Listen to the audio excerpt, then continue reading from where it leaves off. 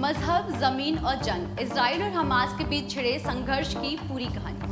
शनिवार को हमास के हमले के बाद इजराइल ने भी युद्ध की घोषणा की है, जिसके साथ इजराइल ने हमास को अब नेस्तनाबूद करने की कसम खा ली, जबकि हमास ने भी सालों पहले दुनिया के नक्शे से इजराइल का नामो निशान मिटा देने की कसम खा रखी है।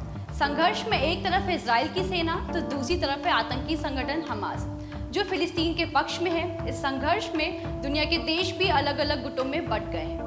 क्या है आखिर पूरा इतिहास? कौन क्या चाहता है? भारत किसके साथ है?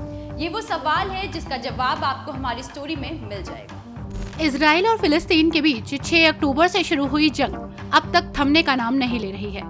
दोनों तरफ से अब तक 3000 से भी ज्यादा नागरिक और सैनिक मारे जा चुके हैं।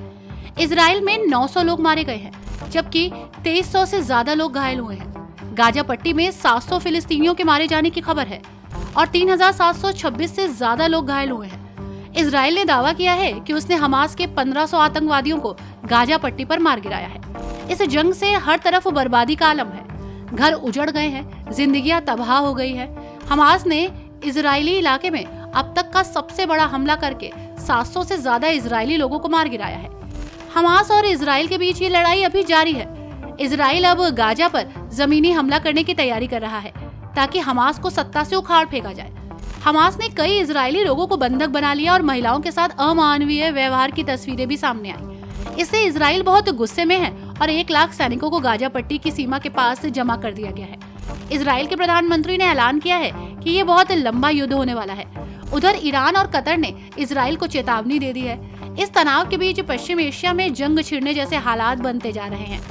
आइए जानने की कोशिश करते हैं और समझने की कोशिश करते हैं कि आखिर गाजा पट्टी, जिसके मात्र 41 किलोमीटर के इलाके के लिए इजराइल और हमास के बीच दशकों से जंग क्यों चल रही है। दरअसल दोस्तों, गाजा पट्टी पर हमास ने साल 2007 में शासन शुरू किया था। इसके बाद हमास और इजराइल के बीच कई बार भीषण लड़ाई हो चुकी है। हमास को ईरान और कतर समेत कई मुस्लिम देशों का साथ मिला है। हमास ने अब तक हजारों की तादाद में रॉकेट इजराइल पर दाग दिए हैं। इसके जवाब में इजराइल अब तक कई बार गाजा में विध्वंस भी मचा चुका है।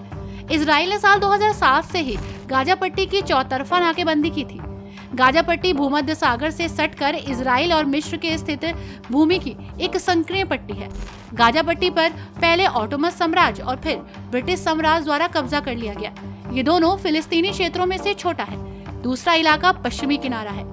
फर्स्ट वर्ल्ड वॉर में ऑटोमन साम्राज्य की हार के बाद ब्रिटेन ने फिलिस्तीन पर नियंत्रण हासिल किया। तब तक इजराइल नाम का कोई भी देश अस्तित्व में नहीं था।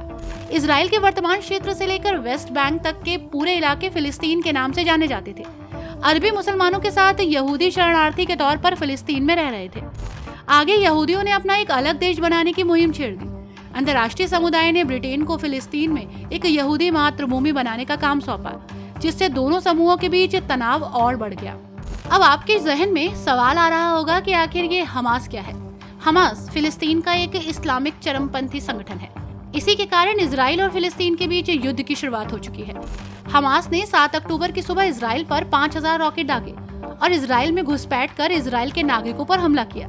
हालांकि अब इजराइल ने हमास के खिलाफ ऑपरेशन आयरन स्क्वाड शुरू कर दिया है।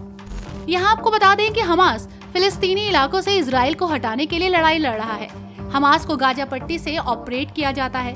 इजराइल को बतौर देश हमास मान्यता नहीं देता और इस पूरे इलाके में एक इस्लामी राष्ट्र की स्थापना करना चाहता है। भारत में भी इस मामले पर सियासी चर्चा तेज हो गई है, क्योंकि भारत परंपरागत रूप से फिलिस्तीन का समर्थन करता आ रहा है, लेकिन मोदी सरकार खुलकर इजराइल के साथ खड़ी दिख रही है। मध्य पूर्व के इस्लामिक देश फिलिस्तीन के साथ मजबूती से खड़े दिखते हैं और वो फिलिस्तीनियों के लिए अलग राष्ट्र की मांग करते हैं। हालांकि यूएई, बहरीन, मोरक्को जैसे कुछ इस्लामिक देशों का रुख अब इजराइल को लेकर बदल रहा है। यूएई, बहरीन ने तो हमले के लिए हमास की निंदा भी की है। हमास और इजराइल युद्ध में अमेरिका खुले तौर पर इजराइल का समर्थन कर रहा है।